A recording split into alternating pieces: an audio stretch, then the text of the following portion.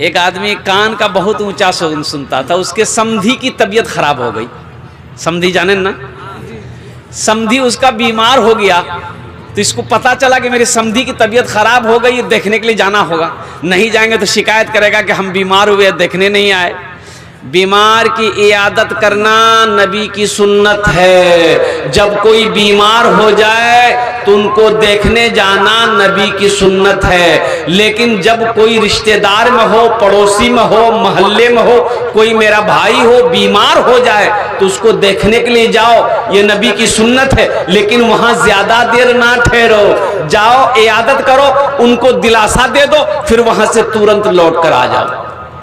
अब ये नहीं गए बीमार को देखने, अब मुर्गा तोड़ रहे हैं, 2 दिन 3 दिन वहीं रह गए। और जब बीमार के पास जाया करो तो बीमार को दिलासा दो कि आप ठीक हो जाइएगा, घबराइए मत, दवाई खाइए, ठीक हो जाइएगा, अच्छा हो जाइएगा। बीमार को ये मत बोलो कि अब आपका टिकट बन जाएगा। घबरा जाएगा ना बीमार भाई। अगर उसको कोई बड़ी बीमारी भी हो, चाहे कैंसर हो, टीबी हो, कोई बड़ी बीमारी हो, लाइलाज बीमारी हो, डॉक्टरों ने कह दिया कि घर ले जाइए, अब नहीं बचेगा, बीमार को मालूम नहीं है, तो उसको दिलासा दो कि आप अच्छा हो जाइएगा, अल्लाह अच्छा कर देगा, अल्लाह शाफी है, अल्लाह हादी है, अल्लाह आपको अच्छा कर देगा। अब बीमार के पास बैठ के ये ना बोलो टिकट तो बन निकलो जाए, बीमार घबरा जाएगा। इसलिए तो ये बहरा आदमी सोचा मेरा समधी बीमार हुआ है, देखने के लिए जाना है। लेकिन फिर सोचा कि हम जाएंगे देखने के लिए, हम बोलेंगे मेरा समधी सुनेगा, लेकिन मेरा समधी बोलेगा तो हम तो सुन नहीं पाएंगे। लेकिन जाना भी जरूरी, जाना 3 बात ये अपने दिमाग में सेटिंग किया कि यहां से हम पहले जाएंगे ना, सलाम करेंगे उसको, तो सलाम का जवाब देवे करेगा, हम सुने या ना सुने।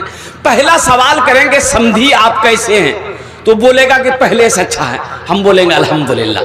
दूसरा सवाल करेंगे समधी आप खाने में क्या खाते हैं, तो वो कोई नरम ग़िज़ा का नाम लेगा, हलवा का नाम लेगा, खिचड़ी का नाम लेगा, फल फ्रूट का नाम लेगा, जूस का नाम लेगा। हम बोलेंगे समधी बहुत अच्छा खाना है, खाइए, बदन में ताकत आ जाएगी, अच्छा हो जाइएगा। तीसरा सवाल करेंगे कि समधी आपका इलाज करने के लिए कौन डॉक्टर आ रहा, तो पूर्णिया का कोई बड़ा डॉक्टर का नाम लेगा, हम बोलेंगे समधी फाइनल डॉक्टर है, वो आपका इलाज कर देगा। बस ये 3 बात दिमाग में बिठा के समधी के घर पहुंचा।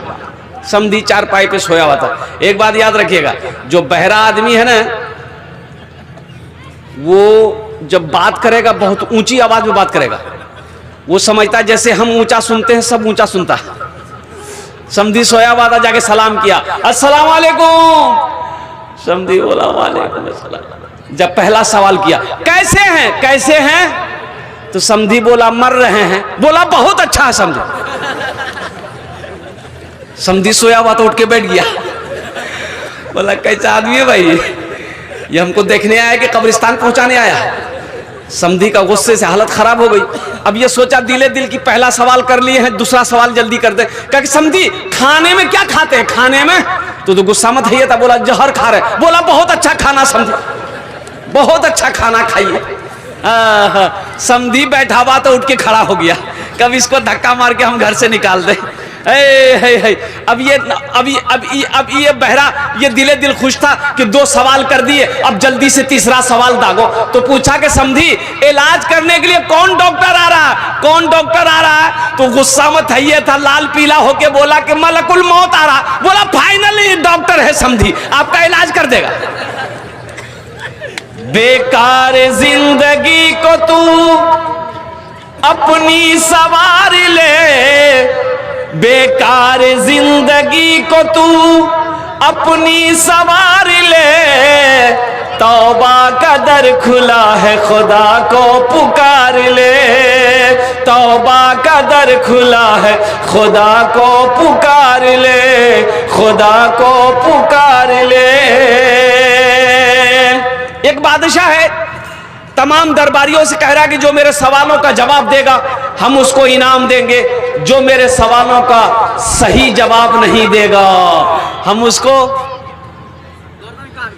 बोलो भाई क्या करेंगे, बोलो, अरे बोलो हो ना हो, गर्दन उड़ा देंगे। मजमा खामोश है, बादशाह खड़ा हुआ, बोले भाई कौन मेरे सवालों का जवाब देने वाला, खड़ा हो जाओ। कोई खड़ा होने के लिए तैयार नहीं।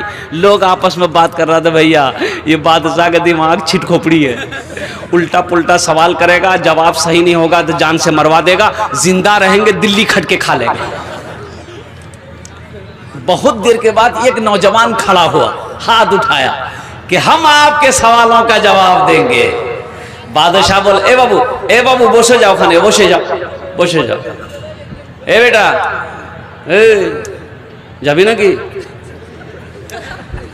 नहीं जाएगा, बैठ जाओ, कंट्रोल करो, हाँ बसो।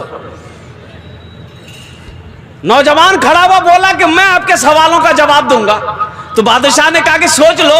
बोला सोच लिया, जो होगा देखा जाएगा। तो बादशाह बोला मेरा पहला सवाल है, मेरी हथेली में बाल क्यों नहीं है? बोला बाप रे बाप, ये तो आदमी का सर में बाल नहीं होता है, तो एक सवाल है, हथेली में बाल क्यों नहीं है? तो लड़का बड़ा चालाक था, नौजवान बड़ा होशियार था। नौजवान ने कहा कि हुजूर दरअसल बात यही है कि आप दान पुण्य सदका खैरात जकात अल्लाह के राह में बहुत देते हैं, इसलिए देते देते सब बाल घिस गया। बोला बहुत अच्छा, बहुत अच्छा, दो इसको इनाम दो। अब देता था कुछ नहीं बादशाह, बोला इसको इनाम दो, इनाम दिया गया। बोला ठीक है, मेरा दूसरा सवाल, मेरा देते देते घिस गया है, मेरा दूसरा सवाल है कि तुम्हारी हथेली में बाल क्यों नहीं है? बोला बाबू फंस गया, मेरा देते देते घिस गया, तो तुम्हारी हथेली में क्यों नहीं है? तो नौजवान बोला कि हुजूर दरअसल बात यही है कि आप जो कुछ भी देते हैं हम ही को देते हैं, इसलिए आपका देते देते घिस गया, मेरा लेते लेते घिस गया। बादशाह खुश हुआ, बोला इसको इनाम दो, इसको इनाम दो। इनाम दिया। बादशाह ने तीसरा सवाल किया कि मेरा तीसरा सवाल यही है कि ठीक है हमारा देते देते घिस गया, तुम्हारा लेते लेते घिस गया, ये हजारों का मजमा जो बैठा है इनकी हथेली में बाल क्यों नहीं? अब ये लास्ट में हम बताएंगे। इस क्वेश्चन का आंसर मैं लास्ट में बताने की कोशिश करूंगा। नौजवानों, मेरे बच्चों, मेरे बुजुर्गों, मेरी और पर्दा नशीमा बहनों, ये मस्जिद का जलसा है। मस्जिद अल्लाह का घर है। कौन अल्लाह जो खिलाता भी है, कौन अल्लाह जो पिलाता भी है, कौन अल्लाह जो अल्लाह मीठी नींद सुलाता भी है, कौन अल्लाह जिसके कब्जे में हम सबकी जान है, कौन अल्लाह जो एक दिन मौत देगा, अपने कटघरे में खड़ा करेगा, फिर मेरा अल्लाह पूछेगा मेरा बंदा दुनिया से आया है, मेरे लिए क्या लाया है? अल्लाह पूछेगा मेरे नौजवानों कि दुनिया से आई लो, कि दुनिया से आई लो की लई लो, तो का बोलबो मोबाइल लेनी हो? अल्लाह पूछेगा मेरे बच्चों, मेरे नौजवानों कि हमने तुम्हें जो जिंदगी दी, जो नेमत को तुमने मेरा खाया, जो नेमत को मेरा इस्तेमाल किया, तो तुमने क्या हक अदा किया? तुम आए हो इस दुनिया में, यहां क्या लेकर आए?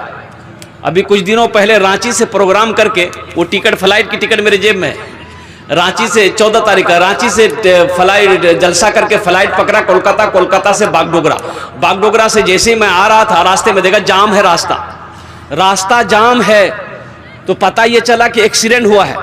गाड़ी से नीचे उतरे, हम गए, भीड़ थी तो हमने भी करीब जाके देखा भाई कौन सी कैसा एक्सीडेंट हुआ। बोला बहुत खतरनाक एक्सीडेंट हुआ। जाके देखा तो किसी का हाथ यहाँ पड़ा हुआ है, किसी का पैर यहाँ पड़ा हुआ है, किसी का अथरी पथरी निकला हुआ। 3 नौजवानों का एक्सीडेंट हो गया, खूबसूरत सब नौजवान। पता ये चला कि एक ही मोटरसाइकिल में तीनों नौजवान जा रहा था, उधर से एक तेज रफ्तार गाड़ी आई, ऐसी टक्कर मारी कि तीनों नौजवान स्पॉट डेड हो गए। उन नौजवानों को क्या पता था मेरे बच्चों कि हम घर से निकल रहे हैं, फिर हम घर नहीं आ पाए? पता था? अरे पता था, बोलो ना। आहा, इसलिए मेरे नौजवानों, मैंने यही कहा कि या अल्लाह, हकीकत में ज़िंदगी का कोई भरोसा नहीं है। कब ये आंख बंद हो जाए कहना मुश्किल है, कब ये सांसें रुक जाए कहना मुश्किल है। इसलिए मुसलमानों, इसलिए नौजवानों, अल्लाह ने बेकार पैदा नहीं किया, अल्लाह ने यूं ही पैदा नहीं किया, बेफायदा बेमकसद अल्लाह ने पैदा नहीं किया है। अल्लाह ने मकसद के साथ हमें पैदा किया है, और अल्लाह का जो मकसद है वो मा खलक़तुल जिन्ना वल इंसा इल्ला लियअबुदून, कि मैंने जिन्नात और इंसान को सिर्फ अपनी इबादत के लिए पैदा किया, और तमाम इबादतों में सबसे अफजल इबादत है नमाज। सबसे अफजल इबादत है। कितने लोग तैयार हो नमाज पढ़ने के लिए? जरा हाथ उठाओ इंशाअल्लाह, ईमानदारी के साथ हाथ उठाना। अल्हम्दुलिल्लाह। हम दुआ करते अल्लाह पक्का सच्चा नमाजी बना दे। अरे आमीन तो बोलो। कौन नमाजी बना दे? अरे कौन नमाजी बना दे? पक्का सच्चा। कैसा नमाजी बना दे? अरे बोलो ना, पक्का सच्चा, ऐसा वैसा नमाजी नहीं। एक आदमी दिल्ली से आ रहा था, बिहार का सीमांचल पर, सीमांचल ट्रेन जाने ना? अरे जाने ना? टिकट होटल पे